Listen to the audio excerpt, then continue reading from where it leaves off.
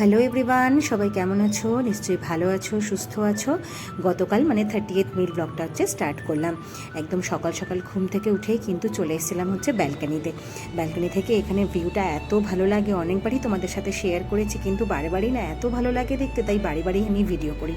তো সকাল সকালেই দূর থেকে সুইমিং পুলটা দেখতে এত ভালো লাগছিলো, আর চারিদিকটাও খুব সুন্দর লাগছিলো। যাই হোক, ভাই নতুন একটা সিংহাসন কিনেছে, দেখো কি ভালো হয়েছে না দেখতে। আমাদের মতনই প্রায় দেখতে, কিন্তু আমার মনে হয় আমাদের থেকেও ভীষণ সুন্দর হয়েছে।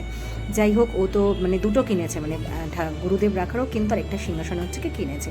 যাই হোক, এখানে তো এটা হলো মানে ওদের তো যেহেতু 2 BHK, তো এটা এই রুমটাতে নন্দিতা অফিস করে বসে এই রুমেই সিংহাসনটা রেখেছে। তারপরে তো যাই হোক, সকাল সকাল আমরা খাবার দাবারের গিয়ে মানে প্রিপারেশন স্টার্ট করলাম। তো রান্নার যে মাসি আছে সে ফার্স্টে এসে কিন্তু সাবুদানার খিচড়ি বানিয়েছিল, সাথে নন্দিতার রায়তাটা বানালো। এদিকে আমরা ব্রেকফাস্ট করার পরে কিন্তু রান্নার মাসি সমস্ত গিয়ে যে কাজ টাজগুলো করার সেগুলো করছিল। আর মানে এখানকার রান্নার মাসিরা তো আমাদের মতন বাঙালি খাবার অত ভালো করে মানে জুট করে রান্না করে একদম কষিয়ে রান্না করতে পারে না। তো যেহেতু গতকাল ফ্রাইডে ছিল, আমরা নিরামিষ খাই, তাই এনেছিল কি এঁচোড়। আর এঁচোড়টা তাই মা ভালো করে কষিয়ে বেশ রান্না করছিল, আর ওকেও একটু দেখিয়ে দিচ্ছিল যে কীভাবে আমরা খাই। যাই হোক, মা তো একদম বেশ সুন্দর করে একদম মানে নিরামিষ এঁচোড় যেরকমভাবে হয়, হ্যাঁ, মানে যেটাকে আমরা বলতে পারি একদম নিরামিষ খাসির মাংস, পাঁঠার মাংস সেরকম। তো যাই হোক, তারপরে তো আমরা সবাই স্নান টান করে নিলাম। তারপরে আবার ওদের বেডরুমের সাথে, মাস্টার বেডরুমের সাথে যে মানে ব্যালকানিটা, সেখানে এসেছিলাম। দেখো ওদের গাছগুলো কি সুন্দর হয়েছে, বিশেষ করে স্পাইডার প্ল্যান্টটা এত ভালো লাগছিল দেখতে। আমাদের ঘরে যেন স্পাইডার প্ল্যান্ট একদমই টেকে না।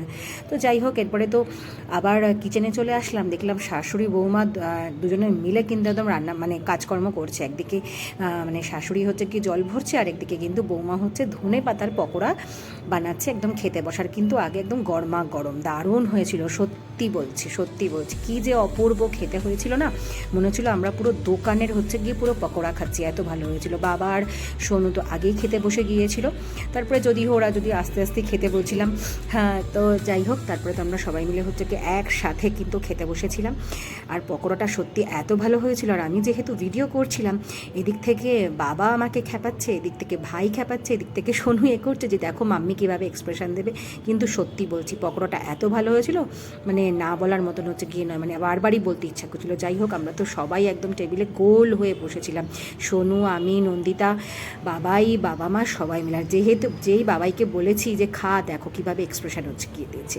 যাই হোক, ব্লগটা যদি ভালো লেগে থাকে অবশ্যই like, comment, share and do subscribe.